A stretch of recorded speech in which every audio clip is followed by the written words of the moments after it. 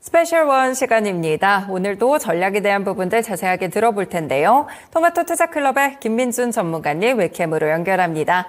전문가님 안녕하세요. 네, 안녕하십니까. 김민준입니다. 네, 오늘 전문가님 의상이 또 양봉 룩으로 입어서 준비를 하신 것 같은데 일단 12시 구간에서 약간 또 탄력 변화가 있는 것 같기는 합니다. 오늘의 시장 한 줄 평 어떻게 주실까요? 네, 오늘 뭐 요즘 너무 분위기가 좋아서 좀 빨간색으로 해봤고요. 오전장 한 줄평은 확정적 금리나 시그널과 랠리 그리고 조심 또 조심 이렇게 적었습니다. 네, 간밤에 또 파월 의장이 상원과 하원에서 약간 좀 온도차가 있는 발언을 하게 되면서 뉴욕 증시가 떴습니다. 그렇다면 세부적인 전략 함께 들어볼 텐데요. 시장에 대한 부분들 함께 분석해 주세요, 전문가님. 네, 뭐 요즘 저도 너무 분위기가 좋아서 신나는데요. 근데 좀 제목에서 말씀드리다시피 조심 또 조심해야 된다. 사실은 개인 투자자들이 상당히 돈을 많이 벌고 있느냐에 대해서 뭐 단타 단계 하시는 분들 좀 제외하고요. 그렇지 못하다고 저는 좀 보여집니다. 결국은 작년부터 좀 선취해 온 주식들 길게 그 좀 끌고 오는 전략. 분할 매도를 이제 고점 가면서 슬슬 팔아가고 또 저점에 샀던 매매 종목들이나 조금 가는 종목만 수익이 나는 그런 형국이기 때문에 상당히 그 체감지수가 안 좋거나 소외 느끼시는 분들이 많을 거예요. 그리고 지금 제롬 파월 의장이 미국의 나스닥 차트 모습을 보고 계신데 어제도 장대 양봉이 좀 뽑아져 올려왔습니다. 왜 장대 양봉이 나왔을까 이제 생각을 해봐야 되는데 결국 이제 상원과 하원에서 어제도 매크로 변수 정리를 해드렸지만 결국은 미국 시장이 지금 불안하다는 거거든요. 특히 고용에 오류가 있다. 더 이상 이야기는 이제 할 필요가 없는 것 같고 많이들이 이제 다른 방송에서 갖다 좀 쓰고 있더라고요. AI 반도체에 관한 산업의 크기를 잘못 예측한 혹독한 대가를 치르는 중인데 미국 시장의 그 소프트 랜딩은 사실은 오류가 있습니다. 그래서 제롬 파월 의장의 말을 조금 은유법으로 돌려서 생각을 해보면요. 전일 코멘트가 이런 게 있었습니다. 고금리에 따른 고통을 오래 정도 받았고 오랫동안 리스크가 요인이 있다. 이 말인즉슨 곧 금리 인하 오래 하겠다는 거거든요. 상원 하원 증언에서 어찌됐건 확정적으로 시기는 알 수 없지만 계속 말씀드리지만 연준에서 패를 절대 노출하지 않을 겁니다. 금리 인하는 하겠다니까 투심이 좀 부각이 된 거고 미국 시장에서 견인차 역할을 했던 섹터는 어디입니까? 반도체이기 때문에 특히나 엔비디아의 쏠림 현상 그리고 빅테크 종목도 또 반도체 소프트웨어 종목들 마이크로소프트라든지 차트 모습 좀 보시죠. 이런 대로 수급이 쏠림 현상이 가면서 주가가 지금 불을 뿜고 있거든요. 이외에도 중국에 여러 가지 이제 대비 변수가 있습니다만은 지금 차트 모습이 인텔 모습이고요. 최근에 지금 42달러부터 46달러까지 올라왔으니까 10% 가까이 올랐고 엔비디아가 지금 953달러입니다. 상당히 높은 수준. 장비 하나 보시죠. KLA. KLA가 지금 723달러입니다. 장비 종목들이 굉장히 강하다. 확실히 알 수 있는 부분이고 AMD도 마찬가지로 어제 조금 쉬었습니다만은 신고가 한 자리. 그러면 결국은 이제 이런 금리 인하 발언이 빅테크 기업의 우호적인 환경에 놓이게 하고 필라델피아 반도체와 반도체 지수를 끌어올렸는데 저는 좀 다르게 올라갈 때 계속 많이 갔죠. 시청자분들 이렇게 말하는 전문가들이 거의 대다수예요. 근데 조심하셔야 됩니다. 늘 객관적으로 좀 중심을 잡아드리고 싶고요. 오늘 금요일날 증시가 좀 올라가면서 불을 뿜고 있는데 코스피 종합지수를 먼저 보겠습니다. 계속적으로 지금 드리는 코멘트가 외국인들이 2700선을 뽑아 올려서 득이 될 게 있느냐, 득될 거 하나도 없습니다. 그래서 지금 장 후반으로 갈수록 오후 갈수록 더 은봉 윗꼬리가 달릴 텐데 뽑아 올리면 뽑아 올릴수록 개인 투자자들 투심이 너무 안 좋습니다. 그리고 다음 주에 지금 뭐 CPI 양옵션 만기일 등등 준비된 이벤트들이 너무 많기 때문에 경계를 하셔야 되고요. 내가 이제 뭐 수익이 지금 100% 뭐 150% 나 있는 종목들 분할 매도를 해서 가져가는 종목들은 상관이 없겠죠. 대표적으로 오늘 AD 같은 거. 그런데 지금 지수가 뻔히 다음 주에 매크로 변수에 의해서 조정을 받을 수 있는 경우를 물론 조정을 받을 수도 있고 안 받을 수도 있습니다만은 염두에 두셔야 되고 저는 그래서 꼭 이 부분을 언급드리고 싶습니다. 조심 또 조심해야 되고요. 뭐 매매해서 단기 단타하면 기분 좋죠. 그런데 나중에 지나고 보면 똔똔밖에 안 됩니다. 늘 주식은 선취를 해서 길게 끌고 가는 전략, 그리고 늘 공포에 사고 환호에 매도하는 전략을 펼치셔야 될 것 같고요. 코스피 좀 200 모습 보시겠습니다. 오늘은 특이하게 코스피 그 200의 선물 모습의 지수 포인트는 지금 중요하지 않습니다. 옵션 전강이 좀 중요할 것 같은데 구두로 좀 말씀을 드릴게요. 지금 360 행사가가 환산했을 때 2668, 2667 왔다 갔다 하는데 가장 중요한 것은 콜보다 풋이 많다는 겁니다. 옵션은 개인 투자자들이 할 건 아닌 것 같고요. 늘 파생을 하실 때는 신중한 결정이 필요한데 단지 이제 선행 지표의 어떤 데이터가 되니까 지금 보시게 되면 콜보다 풋이 많다는 것은 분명히 염두를 좀 해둬야 됩니다. 지금 이 시간이 뭐 교육 시간은 아니니까 콜이 뭐냐, 풋이 뭐냐 이거는 생각할 필요는 없는데 결국은 다음 주에 지금 하방으로 좀 변동성을 주겠다는 뉘앙스 같거든요.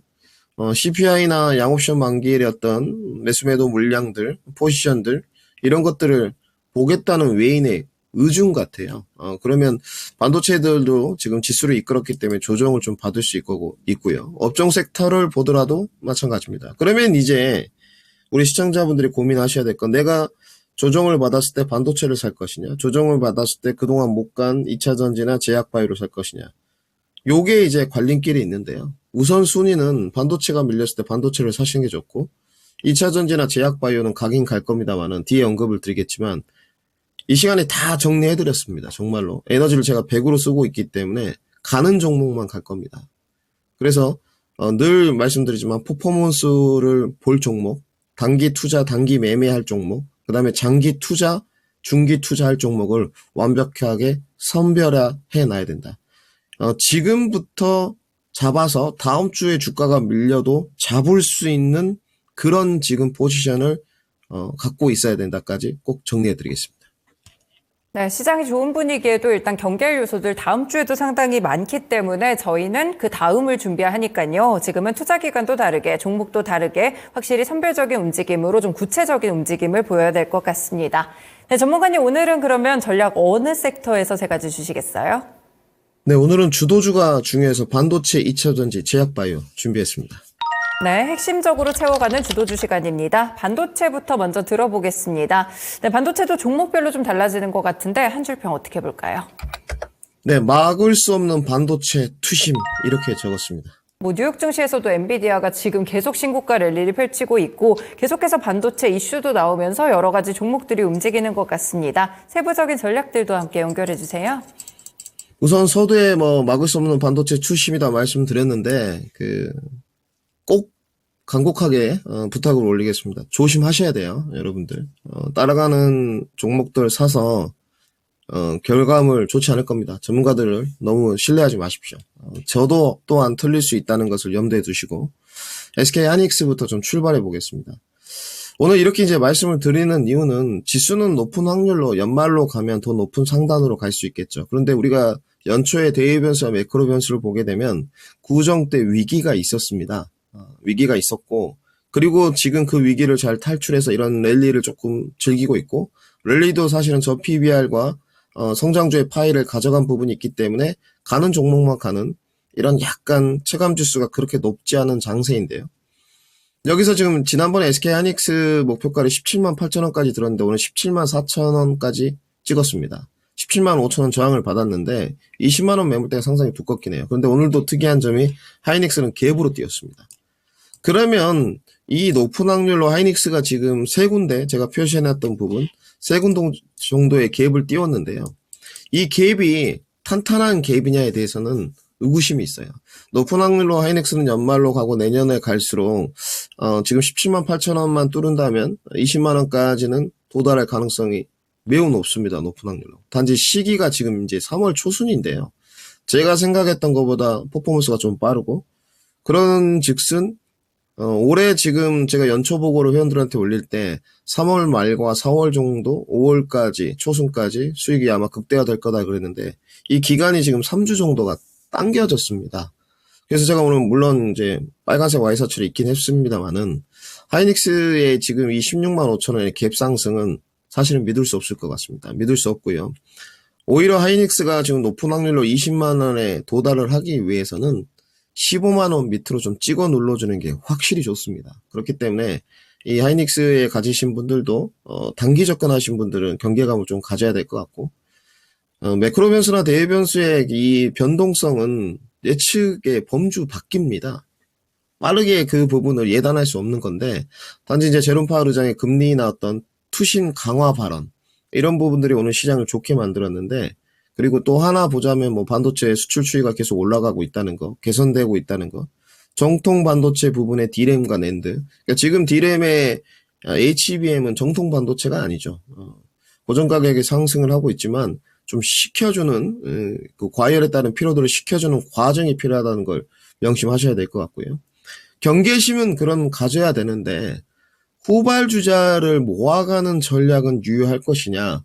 그건 유효합니다.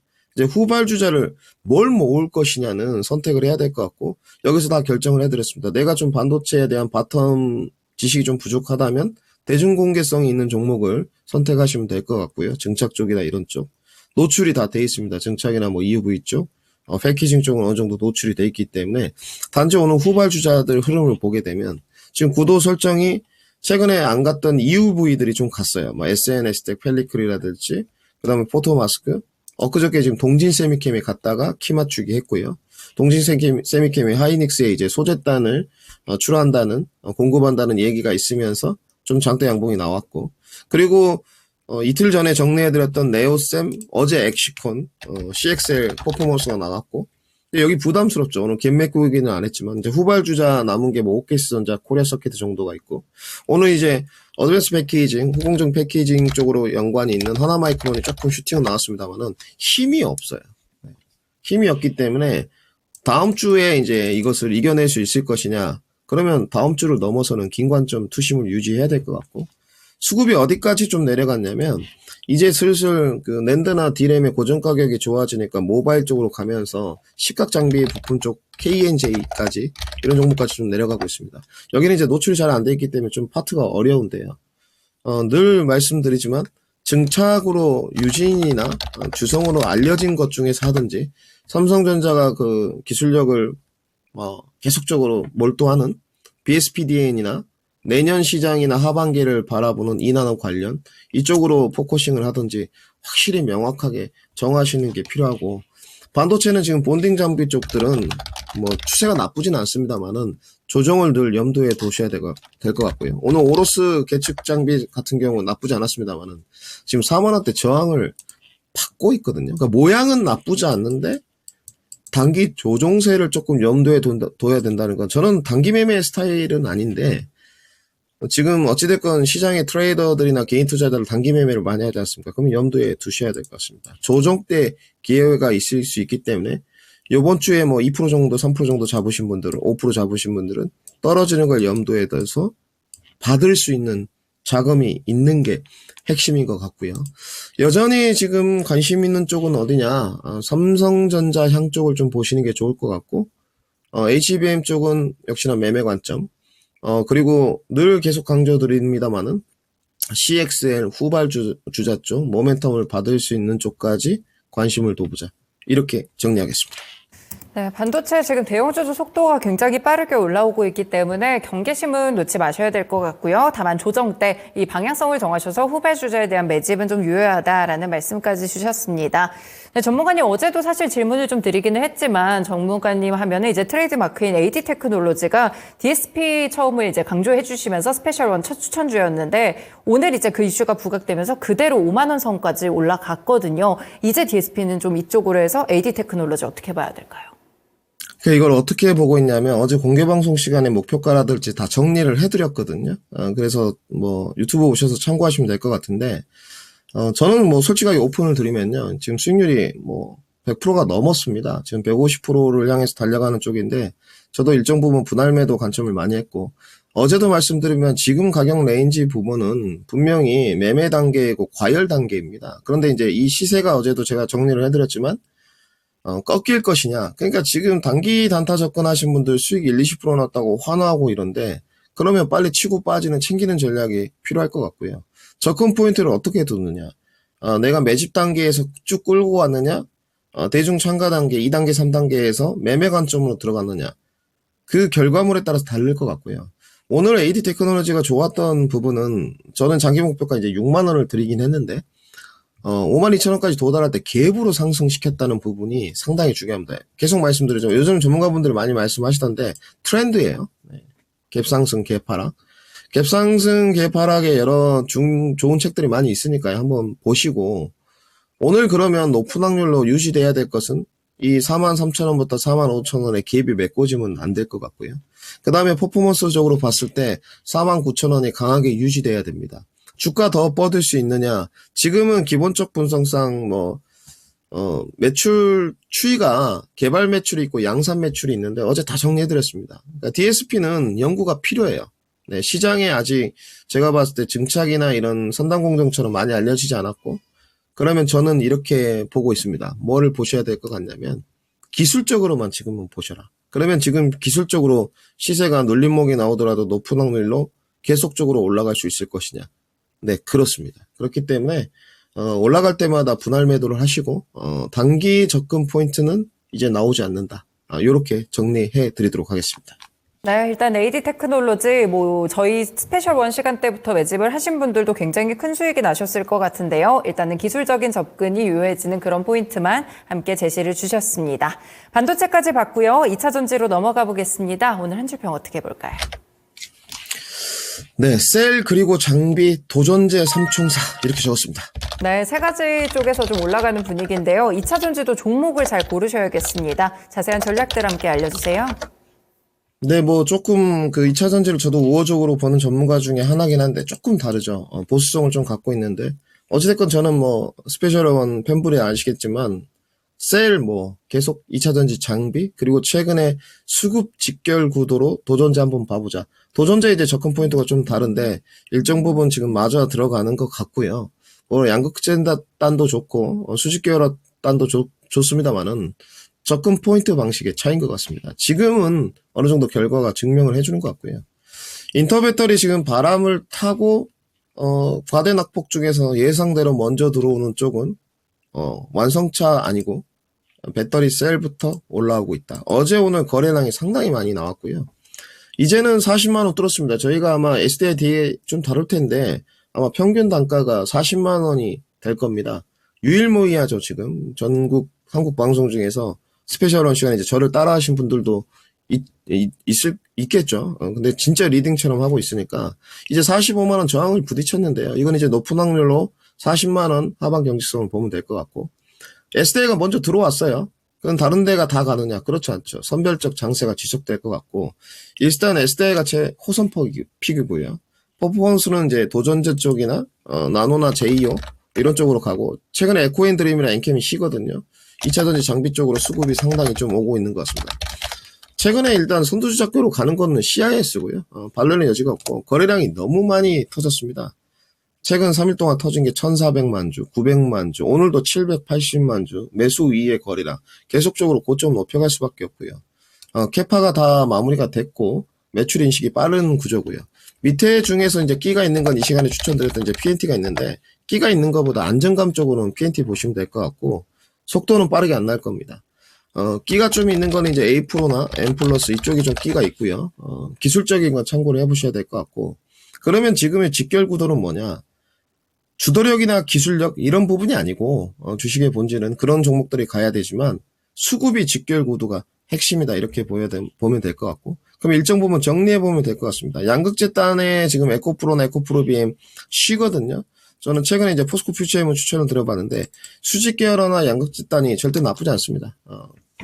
근데 최근에 이제 배터리 셀 업체들이 LFP를 하겠다 이런 걸 좀 말했고 여기는 그러면 장기 투자하시면 승리 방정식으로 갈 것 같고요.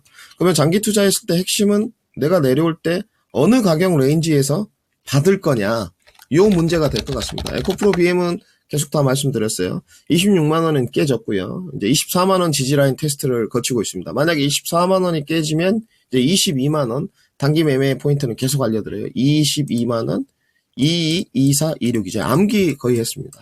만약에 이 단기 추세가 무너지게 되면 주가는 좀 더 빠질 수 있을 거예요. 그래서 장기 투자하시는 게 훨씬 유리한 국면이다까지 정리해 드리겠습니다.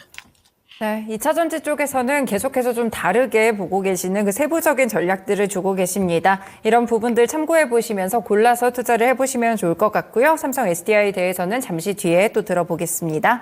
마지막으로 제약바이오 섹터입니다. 확실히 좀 뭐라고 할까요? 그동안 갔던 종목들 안에서는 한 번씩 계속 퍼포먼스가 튀는 것 같은데 오늘 한 줄평 어떻게 볼까요?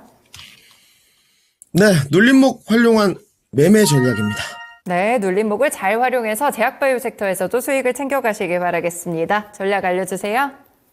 네, 방송을 잘 들으셨던 분들은 수익이 안 날 수가 없고요. 물론 이제 시청자분들의 그 어느 정도 기술적 완성도가 있으신 분들이 더 결과물이 좋았을 것 같은데, 요즘에 그 글로벌 시황이나 매크로 변수를 어찌된 건 잘 분석이 된 것 같고요. 제약바이오는 확실히 지금 다 맞아 떨어지는 것 같습니다. 작년 7월부터 이제 제약바이오를 좀 봐오면서 직결 구도가 어디로 형성되는지를 봤는데 낙수 효과는 없어요.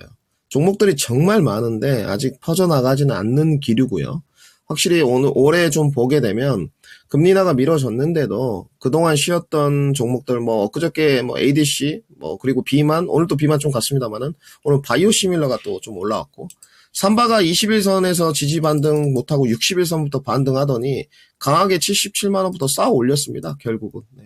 단숨에 지금 3일 동안에 77만 원에서 84만 원까지 갔거든요. 그러니까 삼바가 뭐 시가총액이 가볍지도 않고 10%가 지금 4일 만에 올라간다.